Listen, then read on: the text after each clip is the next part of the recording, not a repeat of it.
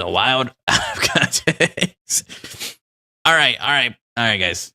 We're gonna be reacting to why fixing Dead by Daylight is impossible. Impossible. By Minsko. Shout out Minsko. Safe to say that the current state of Dead by Daylight is not very good. Bro, look at that. You know something is a problem, and I know I'm pausing From like a new immediately. license Hold on. It's pretty safe to say that the current state of... You know something is a problem when the biggest creators in the Dead by Daylight space are all having the same problems, the same struggles, the same concerns. If you do not listen to these top creators who basically make your fucking game, let's just be honest, your game's just gonna go into the shitter. It really is, bro. It is what it is. Like I think, honestly, I think the number one problem that Behavior has is the fact that they don't really listen to the community. Like, dude, all DBD and Behavior advertise most times is how like community oriented they are, how much they care about their community. But like the fact is they couldn't give two shits, let's be honest. Like things only get addressed when they go so far. Very personally, good. From a new after playing it for like 8 years, giving iframes, that's just my thought. making the game currently pay to win. That's probably what I said about sending a video. Bugs so large, I could make an entire video just doing a showcase. But the craziest part is that we veterans know that this is not the first time bugs like this have existed in the game, or new content was released in a broken state. Back when the first Resident Evil chapter was released, the game was actually unplayable, as it constantly crashed for console players. Or how about the Twins chapter release, which had 4 out of the 6 perks be bugged, along with a killer that barely worked. When Freddy came out, bro. When Freddy came out, I think people were like missing their heads and shit when they were in the dream state. Bugs are so common during new releases that at this point, we as a community started making jokes about them. We expect them. But when compared to other live service games, the state of Dead by Daylight is absolutely pathetic. Did Dracula so why does this game break so consistently? What the fuck is that? And when will it get fixed? Well, there is actually a clear answer as to why DBD is such a mess. And the answer is actually very problematic, as it shows why fixing this game is not a simple task at all. In fact, I would argue that Dead by Daylight is currently unfixable by design. So instead of doing the classic essay move of going back to 2016 and explaining the origin of the company and the game for the 10th time in my channel, let me cut to the chase. Dead by Daylight was simply not designed with a good foundation to last for almost a decade. And this is not a secret. The devs have said plenty of times that Dead by Daylight's success was capturing lightning in a bottle. And this is obvious if you take a look at any other project done by Behavior like Death Garden or Meteor Maker. Bro, I wish I had a chance to play Death Garden. I wanted to play it so fucking much, but like it was only available on PC, and by the time I even got a PC, which was like late 2020, or like early 2021, the game was already like dead, and I never got a chance to play it, and like that is something that like I have severe FOMO. Also, on like another like note, personally, and this is kind of like weird, and I don't think like a lot of people will like overall agree with this, but I really feel like DBD should like stop making content for this game and kind of like restart that foundation, kind of like what Minsko is like talking about right now. It wasn't necessarily built to last. I'm pretty sure these guys didn't think that like when they were making their game that 10 years down the line, they would have almost every single horror icon inside of their game and amass millions of players and millions of dollars in revenue from their own like indie developed game. I think they should do something like maybe like an Overwatch 2, you know, which necessarily like isn't a different game. It's basically like the same game, but just reworked better. Like the coding overall, new characters, overhaul the fucking graphics. Like it's a almost like a re-release of the game, if you will. Like, we need DBD 2 at this moment in time. All of which have already died. They cannot replicate the success because DBD is truly Meteor Maker a special looked ass game. from the start. I'm Behavior, not gonna lie. at first, only did games for other companies. According to Matthew Cote, the game director at that time, The game was just a fun project done in between their other work just to break even, not even a main project. When you started with DBD, did you ever think it would make it this far? Yes, of course. I was certain of it. No, that's. I was about to say that sounds like cap. I mean, we were, even as a studio, we were mostly a studio doing games for other people, right? Mm-hmm. Behavior has been doing that for 30 years now. This was just a fun project that we were able to do sort of in between. Behavior's been around for 30 years? What other games do they work on? Honestly, we were hoping to break even. The game was created by a peak of 30 people in their company, and some of the most crucial mechanics in the game, like the tutorials and even the blood web system, were added 2 months before the official release. So you're telling me, right? Hold on, because I didn't even know this. This is actually like newfound knowledge to my brain cells. So you're telling me we haven't gotten an updated tutorial since like the release of DBD, and the tutorial we do have was basically conjured up in a matter of like a month or two. We've had 10 years to recreate a new tutorial for players that are just finding this game and need help in trying to find what the fuck to do in this game, because this game is like so non-beginner friendly. It really is. It doesn't tell you anything, man. It only, like, I've said this from time and time again. I think DBD needs to make it to where new players have to play at least 10 survivor matches and 10 killer matches to even get out into an open lobby to play with random people, right? Play 10 survivor versus AI, 10 killer versus AI. Figure out how the game is supposed to be played. Figure out how perks work. Figure out how chases work, tiles, everything, little by little. Like, it's like they're not going to be good, but at the same time, they're going to have a lot more knowledge of how the game is supposed to work, or at least how the game is going to be played, rather than getting out of the tutorial and hopping right into a match against like a killer who's like running these crazy fucking perks, or maybe they're just playing against a killer who like they don't even know what their abilities are. If they play 10 matches, odds are they're going to go up against maybe 10 different killers, and hopefully like when they get into like their first game online, they'll see that killer and be like, okay, I know what this killer's power is. You know what I mean? Whereas, bro, in the tutorial, there's a trapper that just looks at you, bro. That's it. And let's be honest, odds are when you're going into a public lobby, you're not going to see said trapper. No one plays trapper anymore, basically, besides like me. I don't know. I don't really know anyone else. But trapper is like one of like the number one like least played killers in Dead by Daylight, primarily because of just how fucking weak he is. So you're telling me in tutorial, you have one of the weakest killers in the game shown to survivors. What? Bro, throw Kaneki in that motherfucker. Throw, I don't know, man. Throw Nurse in that motherfucker, at least. Something to give survivors or like new players a realistic expectation of the game, rather than like this false narrative that is the tutorial, which we have. It's not just run up to a gen, slow vault a window, hop on the gen, sit there for 30 fucking years, and then boom. Hatch opens, you could just leave through hatch. Boom, door opens, you could just open the door, and that's it. It's not like that. That's not what the game is. I don't know what crack they're smoking over their behavior, but they need to make a new tutorial now. We know that the devs used a coding system that is not very good for expanding an online PvP game.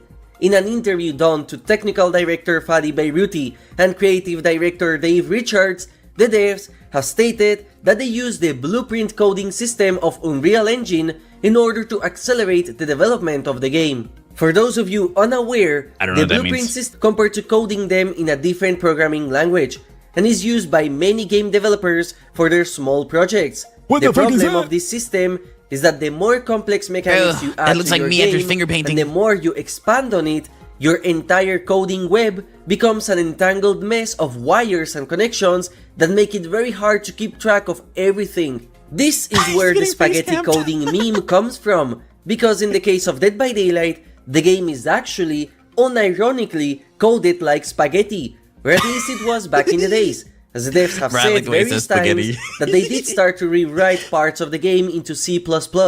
Now, it's pretty clear to see how comparing this game to another one like Marvel Rivals or any other AAA serious online game is completely pointless, because not only are the companies bigger overall compared to the 30 devs that made the original game back in 2016, all of those multiplayer games are designed with the mentality of being games played for years, and more so, even compete with games like Overwatch or Counter-Strike, and not a passion project. It's like, let's be honest, behavior could, like I said, remake a DVD and like be doing so right now for all we know.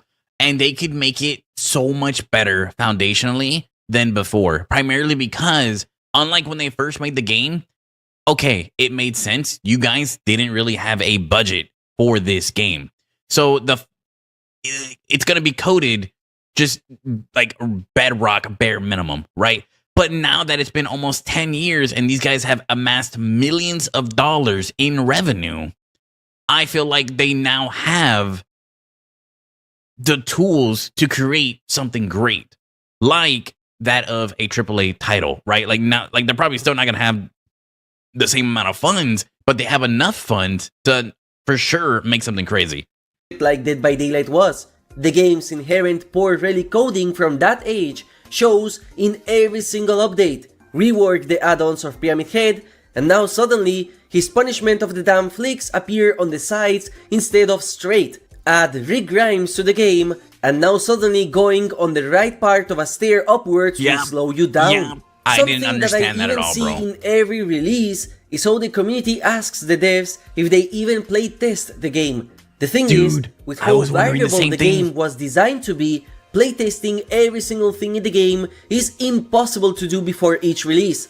At any point, due to the spaghetti coding of the game, it is entirely possible that a specific add-on from a killer breaks, like is the case with the Hag's Aura Reveal add-ons, but there are almost 1,000. I was saying this before, I believe I said it in another stream, maybe another video, but for the life of me, I cannot understand why before the PTB comes out on PC on PC for PC players, I can't understand why they don't NDA their top creators in the Dead by Daylight space to playtest a like beta version of the PTB. You can allow people who have spent over 10,000 hours of their life playing your game, who have been playing this game since its fruition, and know the ins and outs of it and how everything should be balanced. And you could get their feedback before you even put the PTB out to all, like, to everyone else, when it's going to be like recorded, when it's going to be talked about, when all the new changes are going to come out. And then before it comes to live, you get the feedback from everyone in the PTB. So you get 2 rounds of feedback to really polish off these changes or these new characters before they make it to everyone in the world. I don't know why they don't do that. I feel like they could easily just like NDA them and tell the creators not to say anything because this is a very like early like build, or maybe this is like a very early change that they're still working on. And I'm like pretty sure they'd be more than happy to help out the devs make something perfect, make something polished, make something that actually, I don't know, works before it comes to live. I'm so positive they'd be so happy to do it for free, bro. There is a chance that suddenly a perk will break against a specific killer power, like Vigil does for Freddy Krueger. But there are thousands of builds to test, bro, Vigil or against a killer Freddy Krueger is so stupid. breaks when spawned in a specific map that also needs a specific seed to spawn in a way which results in the xenomorph being stuck after exiting a tunnel. And there are literally millions of map variations to work with. This variability makes the game future-proof in terms of fun, and it was viable in the past. But nowadays, it is an absolute nightmare to keep track of or to even recreate specific bugs in order to fix the game. That's not even talking about the potential perk combos that could happen. Imagine being the person that has to playtest every single perk combination in order to find out the exploit with keys and streetwise, or the sprint burst blood rush exploit. I am sure there are even more exploits still waiting to be discovered currently in the game. Each update exponentially makes playtesting worse. That's what I'm saying. Like, if there was just another round of testing before, you know, the PTB, like, more and more bugs would be figured out before they hit live. And, like, it would just be less and less bugs in the game overall, which would make everyone in the community very, very happy. Because the number one thing that everyone hates is how buggy and unplayable the game is at times and how unfair and unbalanced it is because these bugs do occur. At this point, I don't blame the devs for having us, the community, playtest their patches. Yep.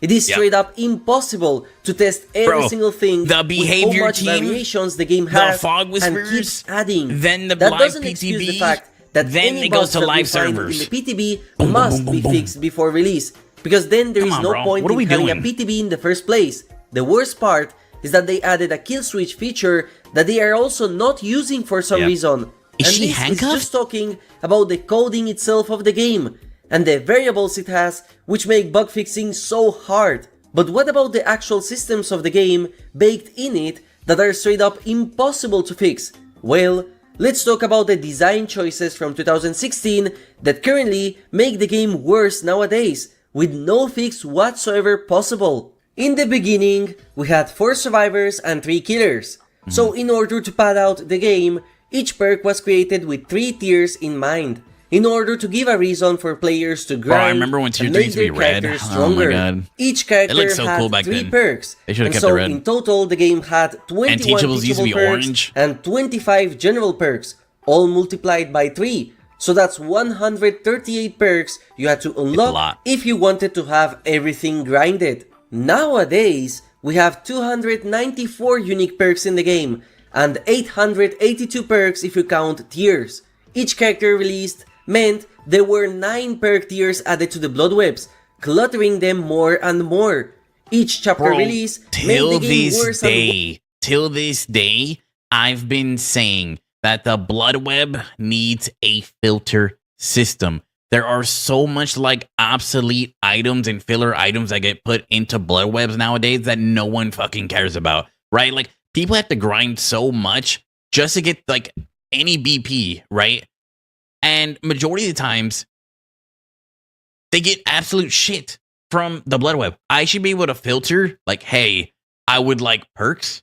I would like a certain item, aka like flashlights. I would like, majority flashlights. I would like majority medkits. That way, when you're actually spending your blood points that you, I don't know, spent your lifetime, like actual life playing the game for, you get what you actually want instead of just like this constant fucking, bro, like, why am I getting 1,700 gray add-ons for a toolbox, 1,700 map offerings that have no use anymore? Like, bro, let me actually put what I want. Like, if I want offerings, if I want this, like this randomized bullshit just literally makes no sense. It just feels like an overall waste of blood points, and a lot of times it feels like you're playing for nothing. Worse for new players that joined at that time, and that's on top of the fact that the prestige system removed every single thing you had unlocked for that character, so the grind was absurdly massive due to the fact that the game was never designed to last for that long. Well, that was partially fixed with the release of the Dredge chapter in the anniversary of 2022 that came with the prestige rework, making prestiges now automatically unlock the perks for the rest of characters. That was so massive. But this is still a problem nowadays, as each character... For those of you that didn't get that, back in the day, you capped out at Prestige 3 level 50. Once you hit Prestige 3 level 50 on a character, that was it. You couldn't go anymore because that was a cap. We didn't have this P100 that we do now. Also, every time you prestige, imagine this. Every time you prestige, you lose every single perk that you own. You lose every single item, add-on, offering, everything that you own. Every time you prestige. And to get like more and more, or to get like higher tiers of your perk, you had to prestige, right? Like teachables and things like that. I believe it was at like level 30, you get your first teachable, and then it was like 35 and then 40 for you to get like all 3 teachables. It used to be absolute booty cheeks. Everyone has it so much better now. 3 new perks, and obviously not all perks will be good, so a lot of them are reused mechanics converted into new perks, like Rick Grimes having a perk that works in a similar way to the 2 vs 8 Scout class, or Springtrap having a perk that reuses the mechanics of machine learning. All of that also coming with a completely outdated mechanic, perk tiers. Many in the community agreed that this system is completely flawed, as all it does is pad out the grind of the game, make it worse for casuals by giving them worse perks, and also heavily limit the design of the new perks due to their requirement of fitting a perk tiers model. What I mean by that is that all the perks in the game have to be designed to have a worse version of them, and by far the best example of this gimmick was Discordance, a perk that reveals the aura of a generator that has 2 survivors on it, and the perk tiers are just the distance you can see that gen, which in gameplay is completely pointless since the majority of like maps 64 are not big meters enough to is cover already the max a distance. crazy fucking so perks distance. cannot be designed in simple ways, as all of them have to be programmed in order to fit modifiable values. Since perk tiers are only a problem for casuals, that means they are completely pointless, and the devs know this. Just look at how absurd the perk tier differences are for Rick Grimes as an example. Apocalyptic Ingenuity's difference is just in how far you can see the locations where pallets can be built, with basically no gameplay impact between the perk tiers. They are there. Okay, so behavior always does this, and they kind of tend, and it's been this way for years. A lot of times what they will do for new characters is just make a new perk that is a culmination of a couple other perks, and almost like make all their other perks null and void, right? This is why we have a lot of perks that just don't get any use anymore, because it's like, why would I use this outdated perk when there's a perk that is literally 2 of these perks combined into one, and I could just use that for 1 perk slot? And they're like, honestly, like, in a way it ruins their game, because then they have a lot more obsolete perks than they have actual useful perks. And that's why, like, there is like this meta, you know, that there is every time. Like, a lot of these older perks just fall in meta, or they get like fully fucking nerfed, and then like no one uses them anymore. Which kind of makes like grinding levels and blood webs on new characters feel so pointless, because it's like majority of the perks you're getting are just pointless. You know what I mean? Just for 2 variations to exist. And you might think that removing perk tiers would solve a lot of the issues the game has with their perk system, so why not do that? But the devs have already confirmed that perk tiers are here to stay, because they are inherently baked in on the coding of the game, so removing them is a very complicated task. It shows how a very simple change in theory is a monumental coding task for them due to how they designed the game in the first place. Perk tiers just make balancing the game harder and cause potentially more bugs for no tangible gameplay reason.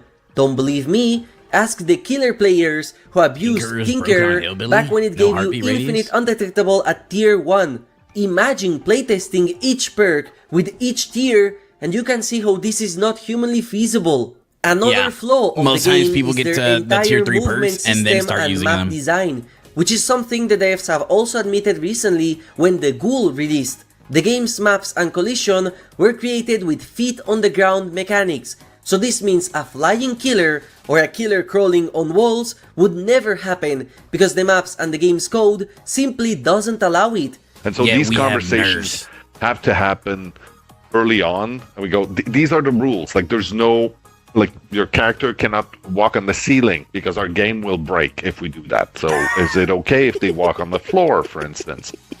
Nope, not even on the floor, bro. They're gonna be lagging all over the place, or just fucking no clipping through items. This heavily limits the mobility of every single character in the game. Yannick, a developer, commented on this back when the Ghoul PTB was live.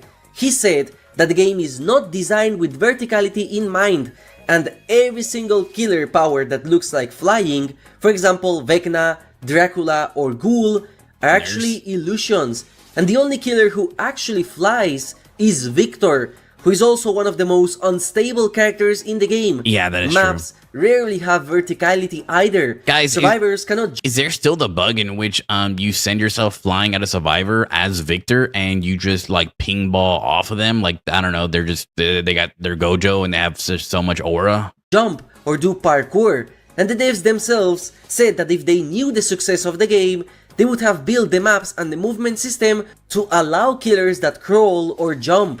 It's why they constantly add invisible walls in order to prevent some killers from flying, like Demogorgon, or why Wesker's power works so poorly in elevations. This is also the reason. Give me 2 seconds, guys. 2 seconds. I gotta get the door. Sorry. My bad. Continue. On why Xenomorph does not crawl or use the walls for movement, because the devs straight up said they could not do it. Creating a flying or wall-crawling killer requires the devs to rework every single map in the game and completely rework the movement system the game was built on. This limitation done 8 years ago still affects the way the game is coded and the content coming to this day. You just like How do you pinball even everywhere. fix this without reworking the game from the ground up? Another feature of the game that is also a relic from the past is the way the models are designed in the game. Have you ever wondered why the memento moris of this game suck compared to finishers like in other games? That's simply because the bodies were not designed with amputations in mind, so Leatherface sewing you will not do any damage to your body, as the models are not designed that was so to fucking lame, man. Like, how are you gonna have all of these absolute killer icons in your game, these fucking notorious people, and you give them some like PG-13 ass kill? How does that fucking work, man? I always thought that was so lame and such like a missed opportunity from the devs. I really do. In fact, all of the crazy memento moris have intelligent tricks done by the animators in order to bypass this problem. For example, the clown looks like he is cutting your finger, but all they do is bend the finger inside the hand and spawn a prop that looks like your finger. The same happens with Vecna. All they do is make your body disappear and replace it with a skeleton. To be fair, I do think this limitation allowed some licenses to be in the game, as I don't think some survivors like Nicolas Cage would be down to be split in half, or I don't think Disney would be okay with having Ellen Ripley losing her head because Demogorgon ate it. But it is the explanation as to why the gore I think Nicolas Cage would be down, bro. Nicolas Cage seems like he's down for anything when compared to others. This flaw also prevents the devs from creating a dynamic wound system that is so common in games nowadays, where hits or injuries are shown in real time in your survivor body. Wouldn't it be cool to have your clothing be torn with the killer's attacks, your slashes be visible, your body filled with bruises? Well, that's not possible at all, because they would have to design every single model and cosmetic in the game to fit this new mechanic. And this modeling issue is also visible in the way— Don't let them think that they actually had to put any sort of extra effort into their multi-million-dollar game, bro. Don't let them even for a second think they had to actually work hard, bro. Like, how cool would it be to have, like he said, rips on all your clothes, literal visible damage? Like, guys, I'm pretty sure, and forgive me if I'm wrong, because I've never just looked this closely in my games, but when you're injured, do you even drip blood? Or is there just a fucking puddle at your foot that literally does nothing? Wouldn't it be cool to see your character, I don't know, dripping blood from like their fingerprints, or like if you got hit on your back, or maybe you're just fucking dripping it from your back. You can hear like little drops of blood. Let's say, for instance, I'm injured and I'm crouched and I'm just sitting in one spot. Wouldn't it be cool to just hear like little, just like faint drops of my blood, literally creating this puddle?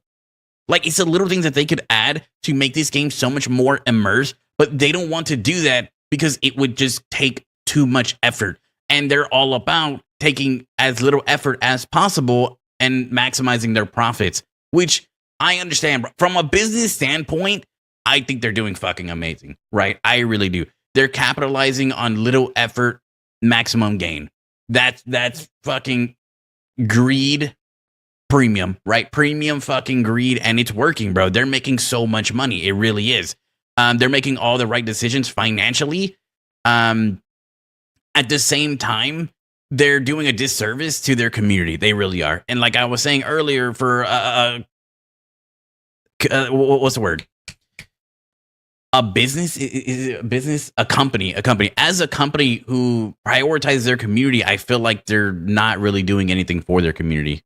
The cosmetic system was created for the game. All characters, no matter who they are forced to be divided into 3 categories, which for the most part are head, torso, and pants or weapons for killers. All the reskins. For some killers like Nemesis or Dracula, this division is ridiculous. For other survivors that have a lot of accessories like backpacks, hats, or the anniversary crowns, 3 is not enough. Then we have the prestige system, where the prestige is not just a toggle that you can apply to all cosmetics. They are individually made, which prevents legendary characters from having it unless they remake them again. This was viable back when the game had little characters and no cosmetic store. But like, I understand making changes to copyrighted IPs. I totally understand that, especially like when it comes to like P100 characters and things like that. I totally understand that. But I'm pretty sure people would be okay with swapping off their P100 outfit that they specifically got for their character to play one of these characters, because people fucking paid for this. So obviously they're okay with just playing as, let's say, for instance, Geralt, or playing as fucking like Chris, or playing as like a different version of a killer, like Kaneki with Rize, right?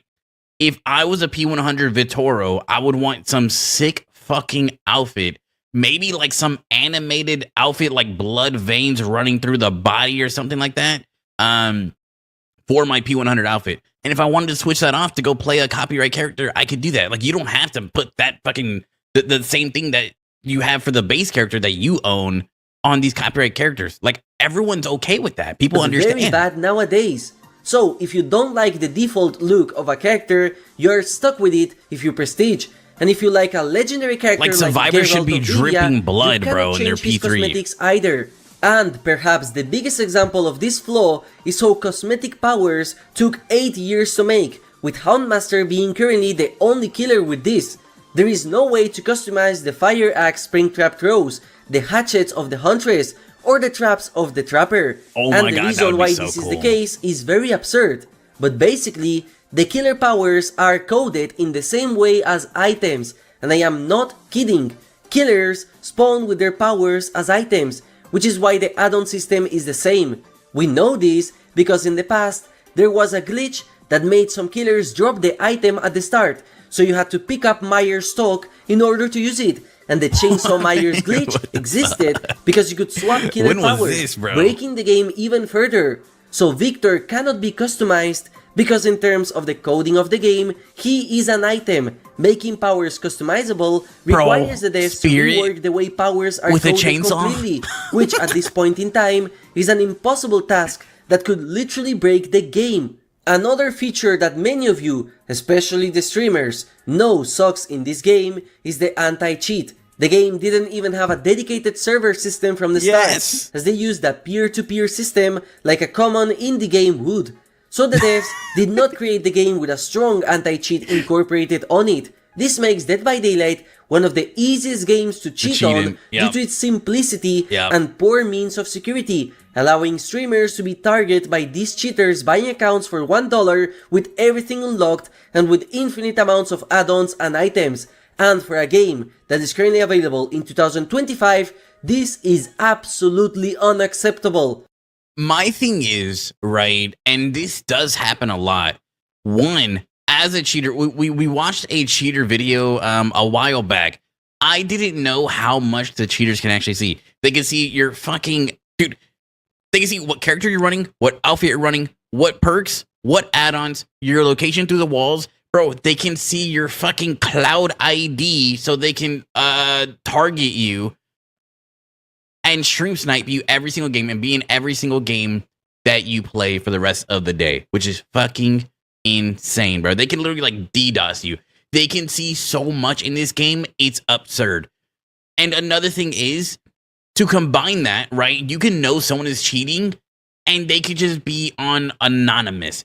I'm all for anonymity, right, when it comes to the online spaces and public spaces, especially for streamers. It helps protect their identities in like certain like situations, right? But one of the things I really hate is when people are cheating. They honestly, people who are cheating don't give a shit about getting banned. They don't give a shit what they say. They don't give a shit what they do, because they honestly probably have 100 other accounts that they could do this on. So what happens is people will be cheating. You'll call them a cheater, and they will say the most out-of-pocket shit that you've ever seen. And for some reason, like, they're allowed to, and you can't even see who they are because they have anonymous mode on. Why don't, like, and I feel like this would fix a lot of issues in the game when it comes to just, like, harassment and things of that nature. But, like, if you have anonymous mode on, I don't even think you should be able to chat or look at the chat in endgame. Even in pre-game lobby as a survivor. I don't think you should be able to. If you have anonymous mode on, don't talk. Stay anonymous, bro.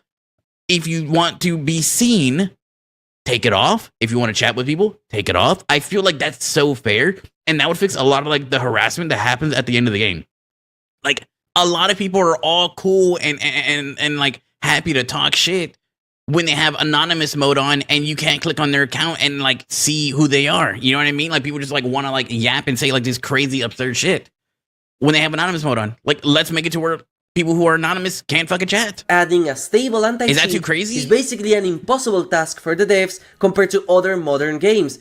And if other companies like Valve struggle so much with their own games, imagine what behavior has to do with their own creation. Compare that to other games which had a strict anti-cheat placed from the start, and you can see why cheaters are such a big issue in Dead by Daylight, and why the game cannot go free-to-play despite having a free-to-play monetization scheme. And perhaps the biggest issue this game has is the fact that the devs simply cannot keep up with the content releases the game does, and this is something that we as a community already know. Each survivor that is released in the game means 3 new perks that they have to keep and balance, and plenty of cosmetics everything that is they have so to create rushed, for them, bro. each of which has to combine with the previous ones.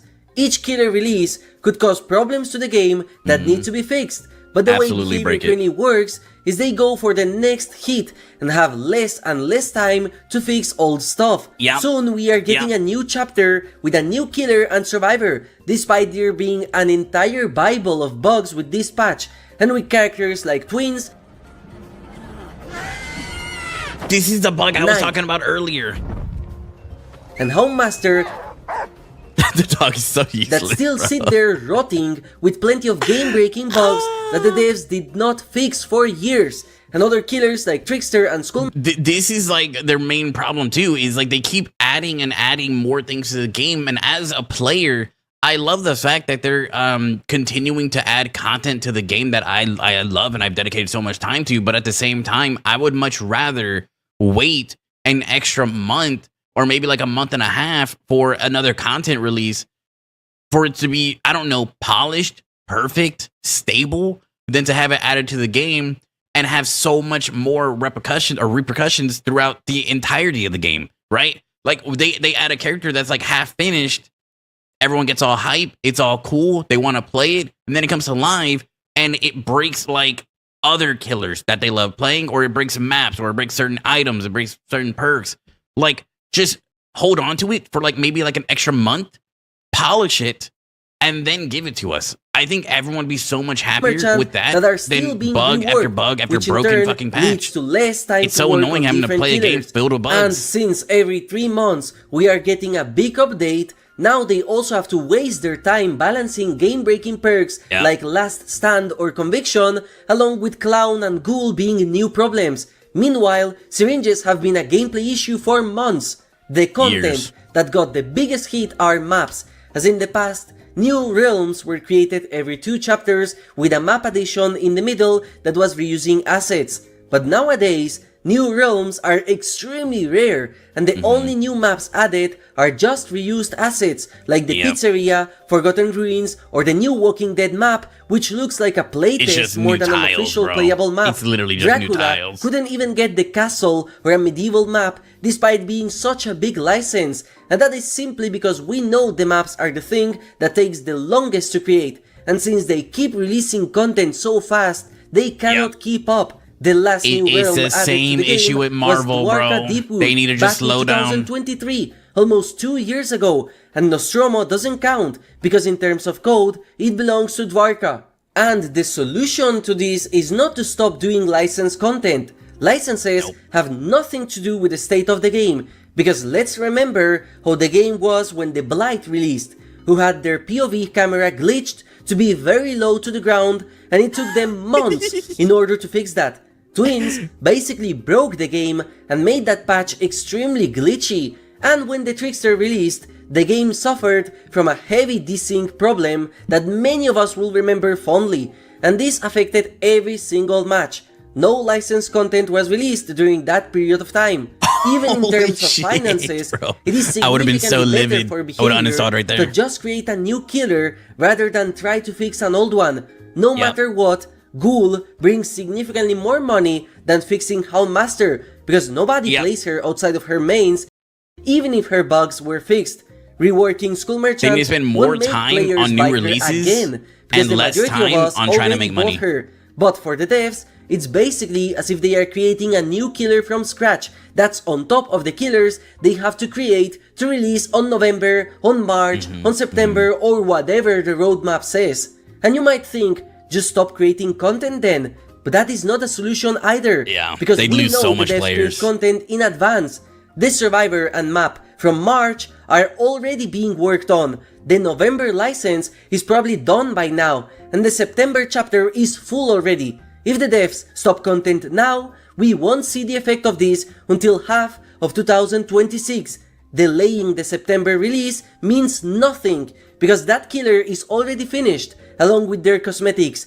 Current license deals are planned up to 2028. So you might think, okay, then the best course of action is to remake the game, only with better coding, which is what DBD Mobile did. This would actually solve the majority of the problems the game has, because it would make its foundation better. The problem is that this is not a viable task for a company like Behavior, because it would take a monumental amount of money and effort to do, to the point it would be the same as releasing a Dead by Daylight 2 like Smite and Overwatch did. So recreating the game from scratch is simply not viable, because they would also... But it's like, at the same time, like Mint was just saying, it will cost millions of dollars to remake the game, right, from like the ground up. I totally understand that. But are these guys not already like greeting so like, dude, in the past year and a half to 2 years, DBD has fucking greeted so hard and taken so much money from people and given us absolute shit that I feel like they should be absolutely fucking rolling in the dough right now. I don't know, man. And like, are they just like...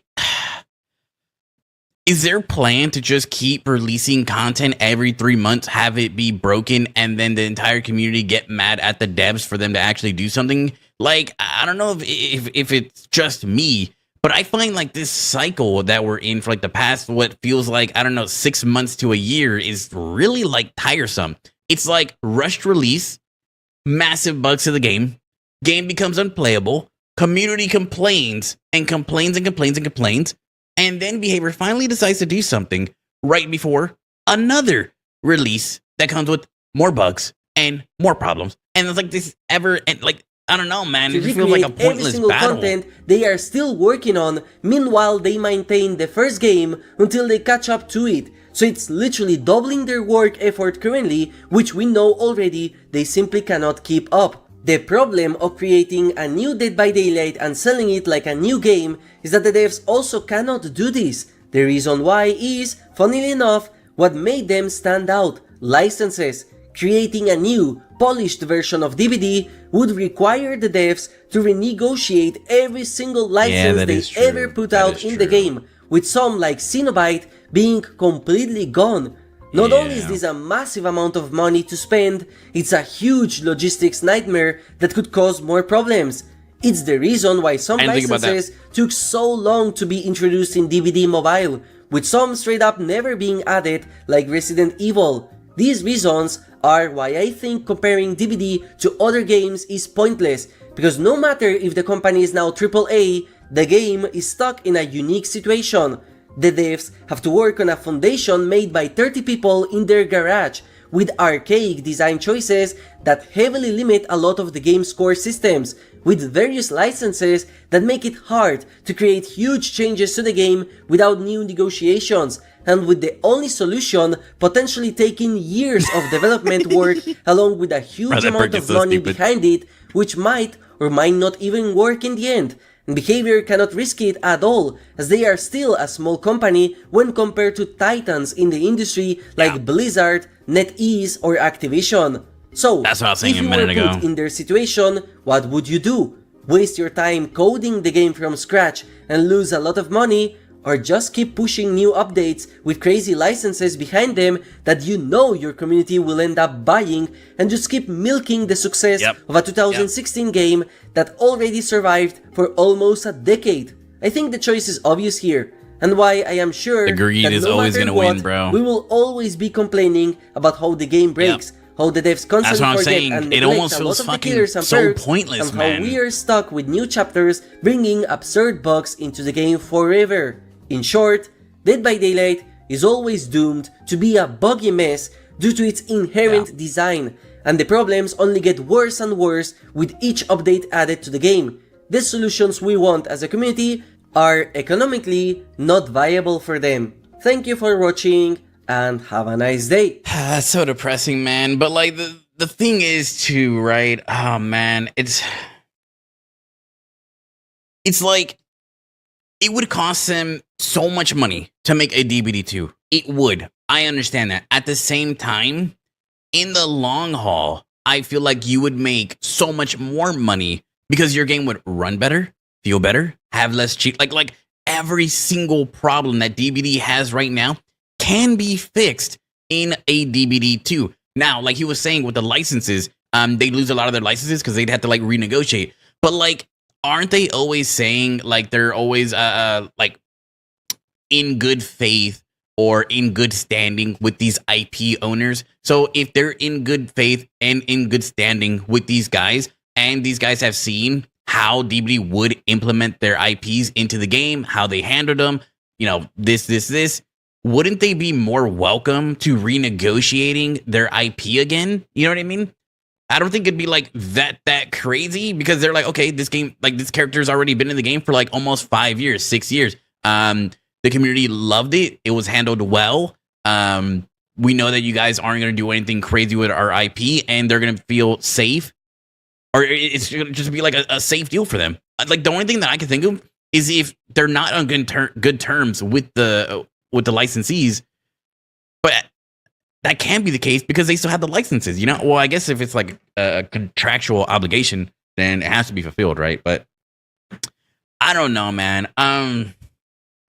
This was a really long video reaction, and my final thoughts, without like taking up too much of everyone's time, they need to find some way to make this game better. I don't know what it is. I don't know if I have the answers, but there is so much that the players of this game are being robbed of, and it's really just not fair. They're giving us the absolute bare minimum that they want to give. They could be giving a lot more. And like I said before, it's the little things that can make this game so much more immersive that they don't even want to do, which I'm pretty sure is so possible for them. And this like little hamster wheel that we're on of just release game-breaking bugs, release game-breaking bugs, community complaining, community uninstalling the game, community in an absolute uproar, just literally coming after them on Twitter, and then waiting and waiting for them to actually do something about it right before another release with more bugs. It's just it's I don't know, man. It's really just like tiresome. It really feels pointless at the end of the day. Is this the downfall of DBD? Are we seeing its decline? Maybe. I don't know if I'm the person that really gets to say that, but the way it's looking, DBD's definitely in a major decline, and I hope they fix it. He's yapping in the fog, never lost for words. Looping like a legend, though it's all a blur. Content so crisp, even when he's late. Imposter games, chaotic but great. Where's